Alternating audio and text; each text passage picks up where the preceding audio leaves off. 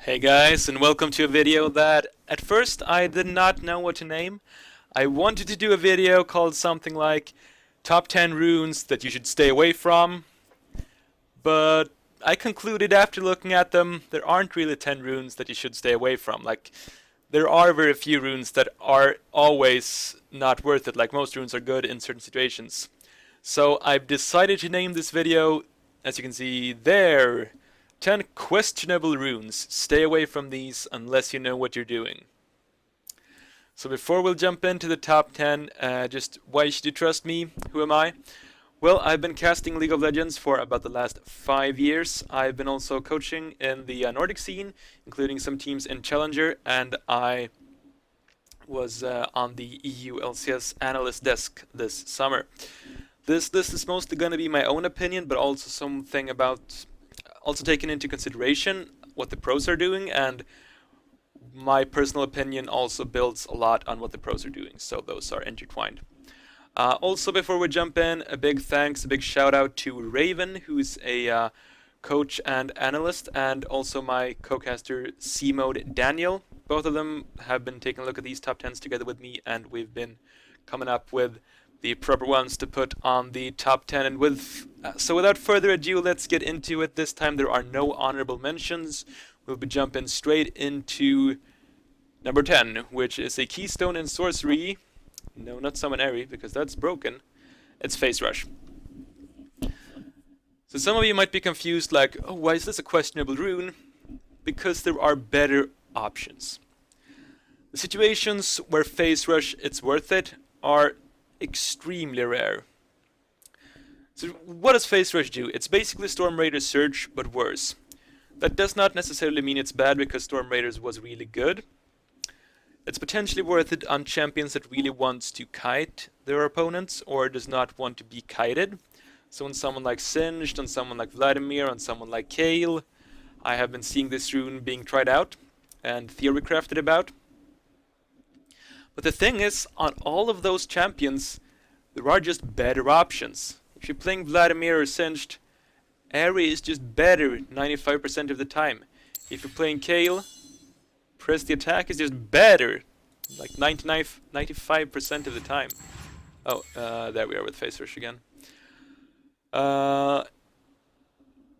You get hasted for 3 seconds and it's a 15-second cooldown, so the cooldown is also kind of long. If you really want to use this, I suggest to do so in a matchup where you really want to kite the enemy or you really don't want to be kited. So we'll be taking a look at a rune page here. This is Haru. I know he's a jungler, but he's also a smart guy. He's playing Vladimir here into Victor, which is a matchup where Vladimir could get easily kited by Victor's superior range and the gravity field. So what he's been doing now is pick up Face Rush, Celerity, and Water Walking.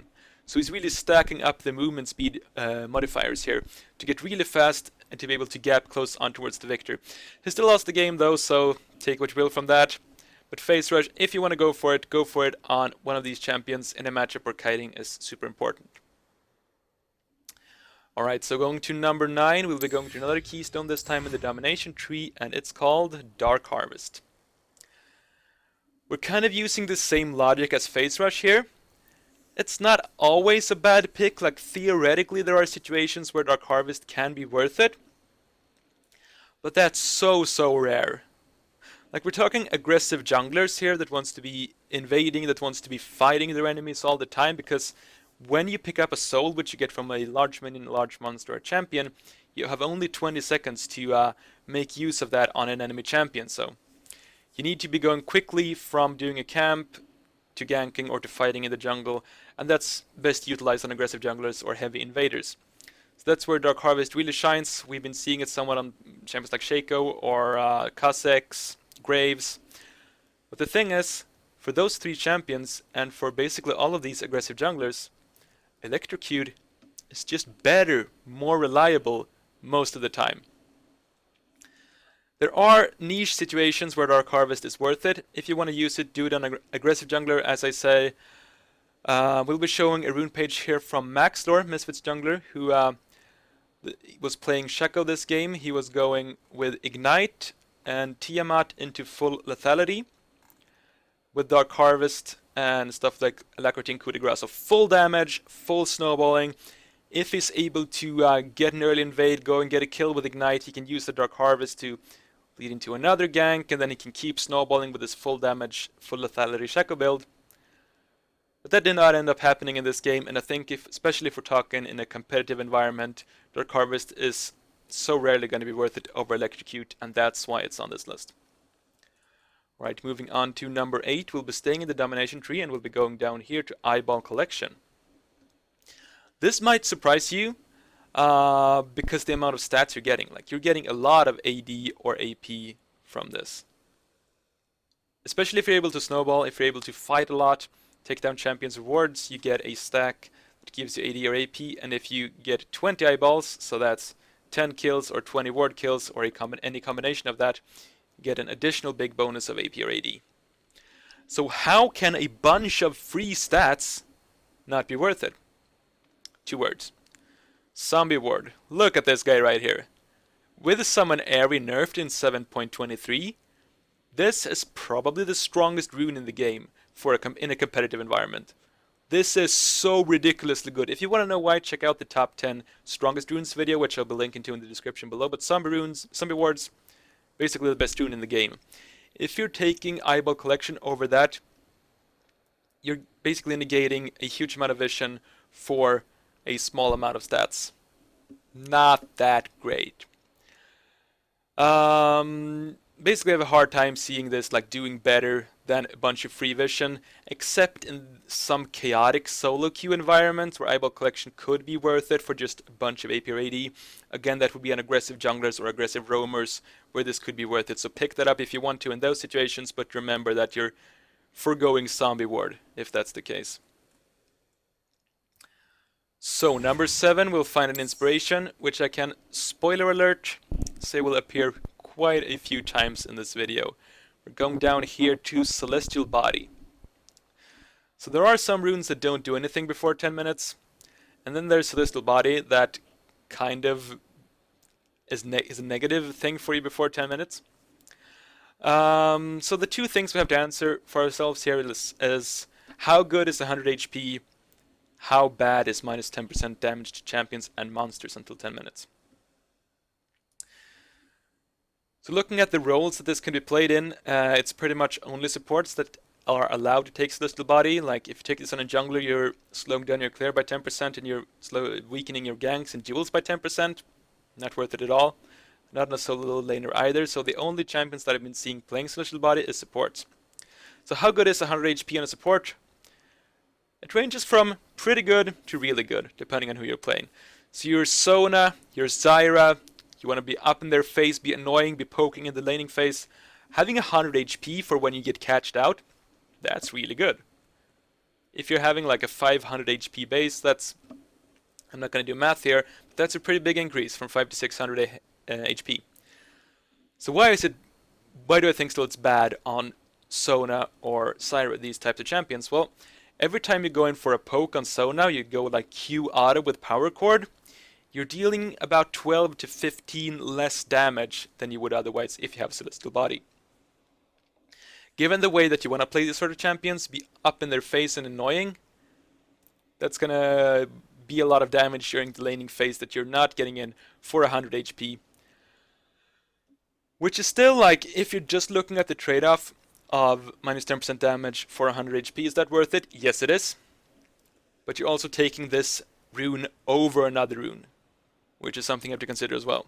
But before we make that comparison, let's talk about the other supports that can pick this up, which is like the tanky melee ones. So Leona, Alistar, 100 HP doesn't make that huge of a difference, but it's pretty good.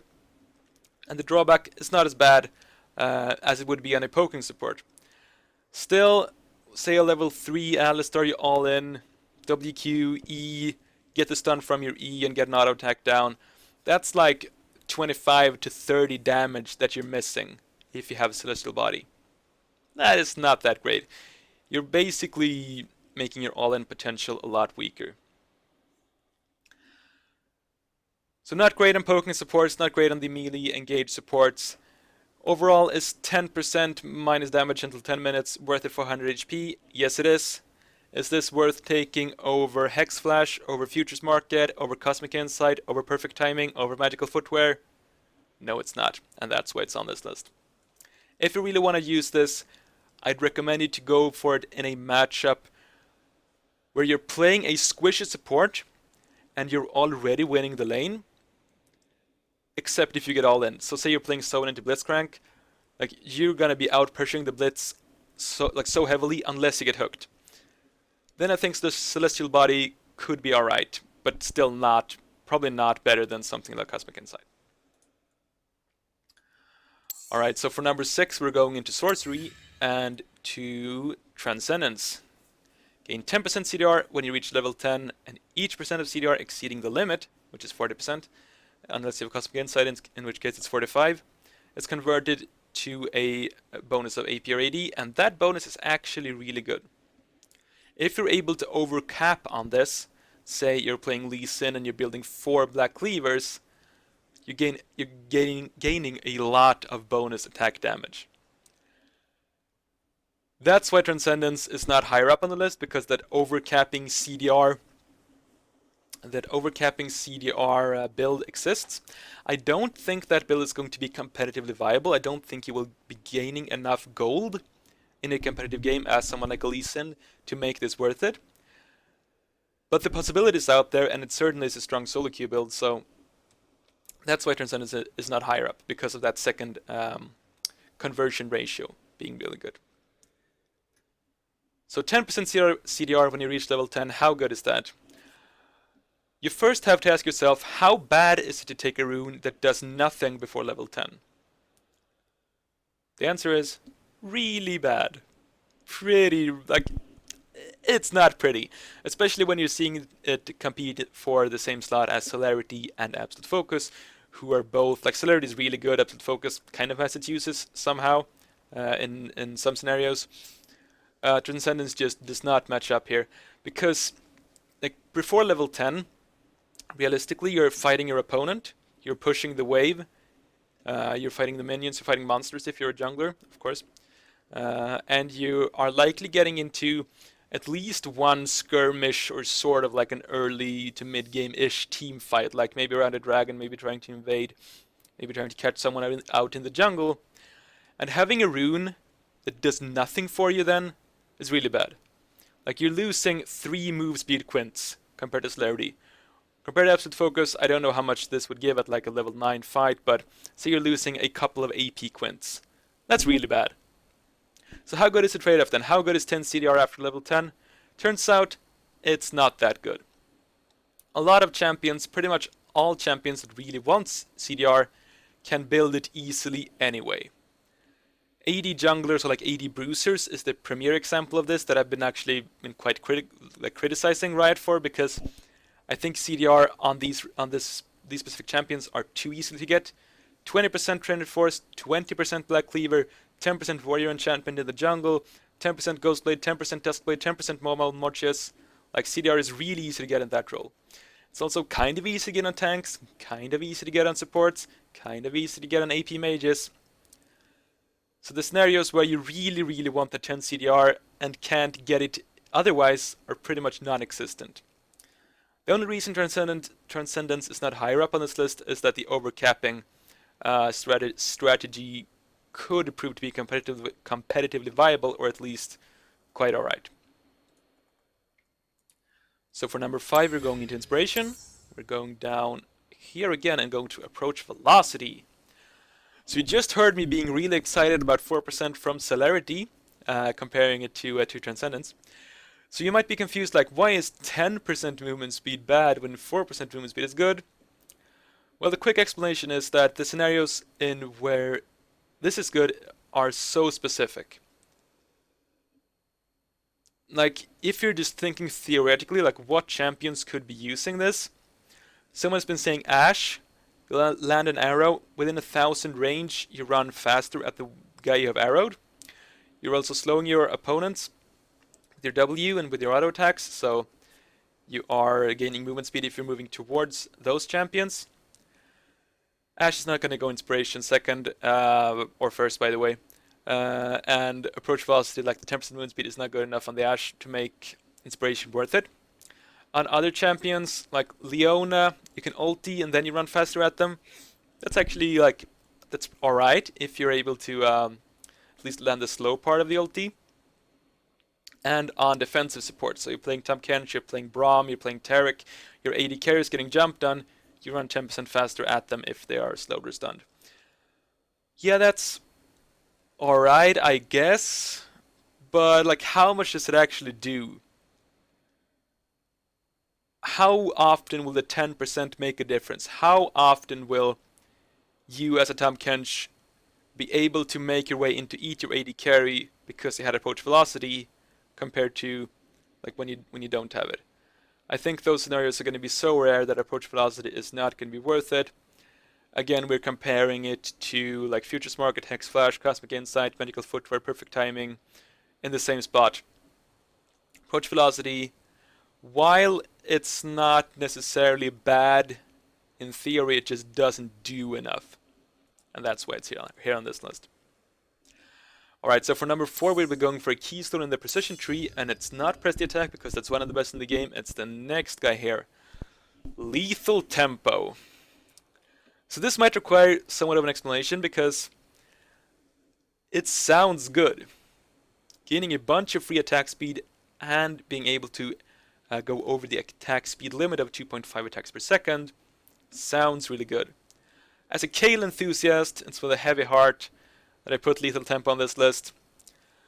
Like, it's good on attack speed reliant champions, which we have been seeing quite a bit of. So getting in the AD carries like Twitch, Kog'Maw, Varus, Tristana, all are reliant on attack speed.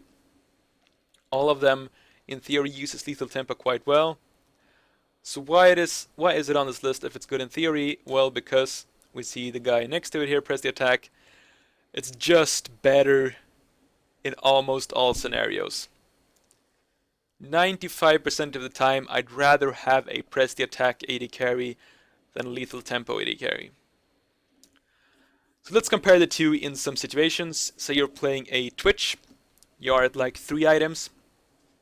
In a teamfight scenario, you're coming out of stealth, you're using your ultimate, and you're opening up on a teamfight.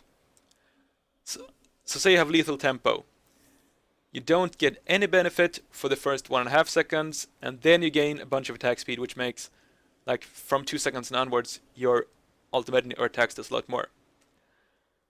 With pressed attack, you immediately deal more damage in the first second, and you increase, like the 12% the 12% increase lasts for 6 seconds. It doesn't matter if you keep shooting or not. The thing with this example is that if you've been opening up as a Twitch with your ulti and your the attack speed from the camouflage in a team fight, and you've been shooting at them for 2 seconds, you've pretty much won the fight anyway. So you don't need a Lethal Tempo buff. If you're freely firing there, you've won the fight already. Press attack is also a lot stronger early on in the game. In the lane, your support, your minions are doing a lot of damage in the trades, and those benefit from the 12% compared to Lethal Tempo, which only boosts your own damage. Also in a team fight, like you proc press the attack on the tank, say you're dealing 25% of your team's damage, well, the other 75% gets this 12% boost from press the attack, while Lethal Tempo only benefits your own damage if everyone is hitting the tank in that scenario. There are scenarios where Lethal Tempo could be a good choice. We're talking like Kog'Maw, maybe Twitch, but I don't think so. Going into the late game, that can actually be good enough. So we'll be taking a look at Doulelift here, who has a Kog'Maw page here, where it is using Lethal Tempo together with Legend Alacrity to gain a bunch of attack speed. And then gets extra attack speed here from having Precision as his primary tree. In this scenario, yes, this Kog'Maw build will be dealing more damage in the later stages, but early on you'll be hurting, and these scenarios where Lethal Tempo does more than press the attack are so rare that I think it deserves a place on this list, and that's why it's here on number 4. Going into number 3, we'll be staying on Precision. We'll be going to Heroism and Overheal. So if you heal yourself, So you have an own heal, you're playing Kale, you're healing yourself. Okay, this is like the third time I bring up Kale as an example, but I like her, come on, leave me alone. If you're healing yourself with Kale, or if you're life stealing, when you're at full HP, 30% of that heal or that life steal will contribute to a shield, which caps at 10% of your max HP plus 10. That's not a lot unless you're a tank. So we're thinking about like lifesteal AD carries can benefit from this. And even if you're able to consistently lifesteal later on in the game and run around with this shield for a while, the question is, would you rather have a 10% max heal a shield for 10% of your max HP when you're going into a fight, over 15% of missing health being restored on takedown, plus a couple of 100 gold per each game just thrown in there for good measure from Triumph? You'd rather have the Triumph 9 out of 10 times.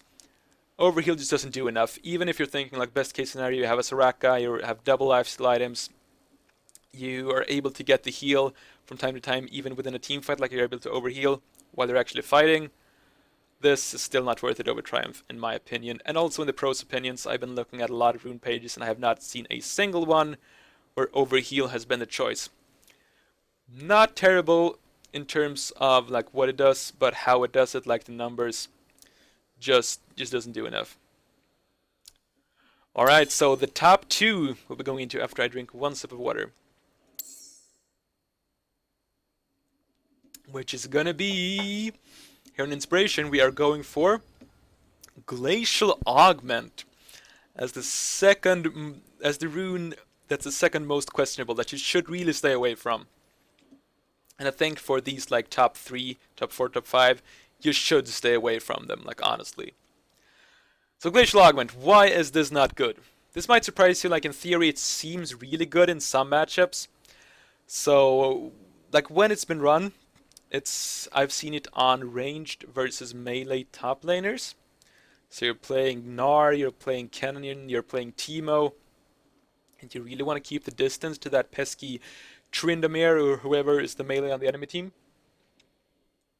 Then Glacial Augment in theory works out kind of well.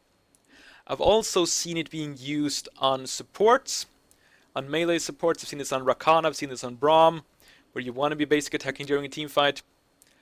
And there, it kind of works in theory as well, like you're gaining some extra CC, and you might be building an active item that slows, which gives you this second part which is actually really good. Like you get the freezing on the ground for 5 seconds, which slows for 50%. That's a lot. So this second part is really good if you're able to proc it. So going with these two examples, you're playing Gnar into a matchup with kill pressure, and you're thinking, oh, with Glacial Augment, I'm going to be able to keep them at bay. The thing is that all of these champions, like Gnar, Teemo, Cannon, that I'm taking as an examples here, they have better keystones elsewhere. I cannot come up with a single scenario where I play Gnar and I'd rather have Glacial Augment than press the attack. Also looking at what the pros are playing, again, it kind of sounds like I'm just copying what they're doing, but they're playing press the attack Gnar. All of them, pretty much. Someone was playing Comet, which was really weird. But otherwise, it's like no one is playing Glacial Augment. It just doesn't do enough, which is a recurring theme here compared to the other keystones that you could be going for. It also forces you to go Inspiration primary on like a top laner like Gnar. So what are you picking here? Are you picking like Biscuits that boost your mana, or a Stopwatch that doesn't build into anything, or like 5 CDR? Glacial Augment, not worth it in that scenario. Okay, so not worth it on a ranged top laner into melee matchup, so let's look at the melee supports that I talked about. That's actually a scenario where I could see it being useful, like theoretically. Say best case scenario for this, you're playing Rakan and you have a Xayah alongside. So you gain the attack speed bonus of the Xayah W, which means that you want to be auto-attacking during a team fight, during skirmishes, during fights in the lane, which means you're able to permanently slow someone next to you with the auto-attacks. Yeah, it's actually kind of good. But then you compare that, so like if I'm spending my time auto-attacking, I can permanently slow someone. You compare that to what Aftershock is doing, or to what Guardian is doing for you. Like, the comparison is not even close.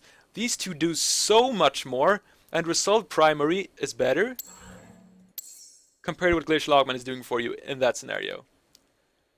So again, just not doing enough in comparison to the other keystones. There is some synergy with the active item part here that I talked about that's actually really good.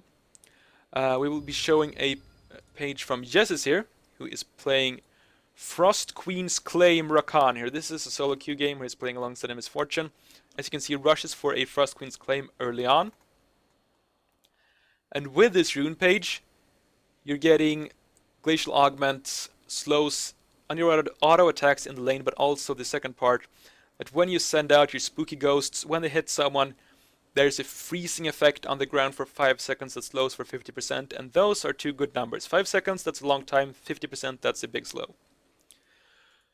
So why doesn't that make it worth it to bring as a keystone then? Well, you're building a suboptimal item. First Queen's Claim is not a strong item.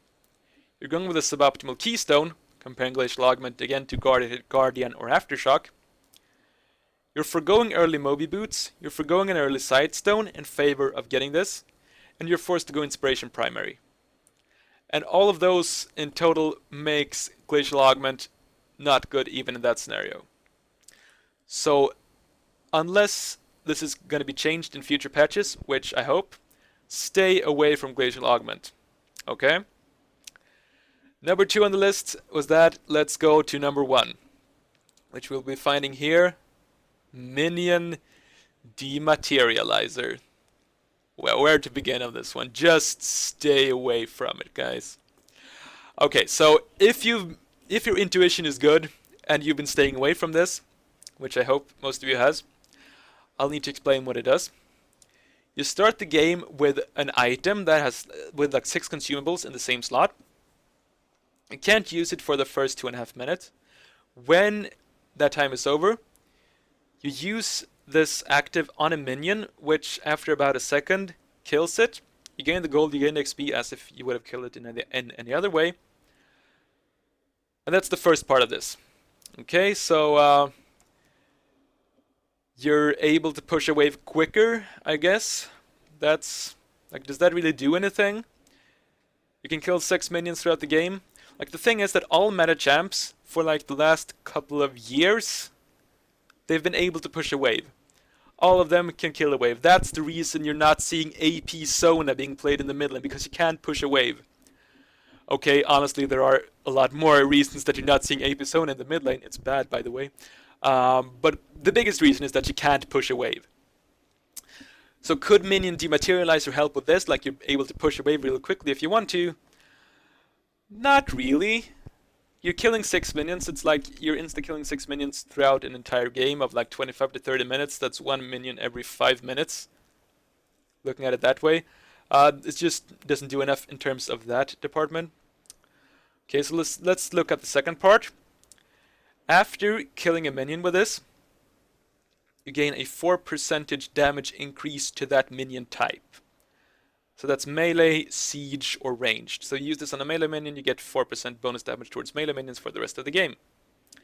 Also, for every other charge you use on that type of a minion, you get 1% extra damage. So if you use all 6 on melee minions, you get 9%. You get a 9% damage increase, but more likely you're distributing it somewhat evenly across all 3 types. So you're getting like a 5, 6, or 7% damage increase towards that type of minion.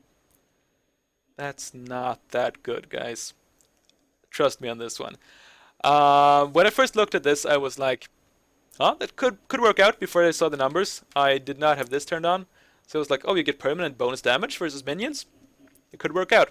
I like playing a champion like Swain, who sometimes has a tough time of pushing the wave. If you're able to take Minion Dematerializer and get like, I don't know, a 15 or 20% damage increase towards minions, you can push faster. That sounds really good. But then you look at the stats, 4%. Potentially scaling up to 9, but most likely somewhere between 5 and 6. Yeah, this, like, theoretically, it could be used in specific situations if you really want to be pushing. So you have this timing on Malzahar where you really want to hit level 6 ASAP and then go for a roam. So you just play the lane evenly, and then when the wave that will give you level 6 comes, you instantly dematerialize all 6 of the minions, and then you get level 6 and can roam to a side lane before the enemy mid knows what you're doing. Like, you can hear from my voice that I'm not convinced by this. The scenarios where it would be good are so specific. If strategy like that could be common, people would know that from seeing that you've got the Minion Dematerializer in your inventory. Like, your opponents know that you've gone for this. So the stats aren't good enough. The stats aren't close to good enough. The damage towards minions needs to be a lot higher for this to actually be good. It also takes up an item slot, which means you can't hold on to this in like the mid game. I can't hold on for them for too long. And with them being in the inspiration tree, if you're gonna pick up this, I think you're likely to have picked up Kleptomancy as your keystone, because it's the one keystone in inspiration that we know have its use. And with Kleptomancy, you're really starved for item slots. You really want to use all your item slots efficiently, and this taking up an item slot means it's really bad together with Kleptomancy as well. So stay away from Minion Dematerializer, guys, at least until they change it, or I don't know, some pro shows that this super awesome timing can be done with it, but I've not seen a single pro player play with the Minion Dematerializer in the rune pages yet. Alright, so that was my top 10, guys. Thank you so much for watching. Please feel free to leave a comment below and tell me if you were missing any runes on this list, or if you think some of these runes are really good and should be taken off it. I'll be happy to listen to your feedback. So thank you a lot for watching. See ya.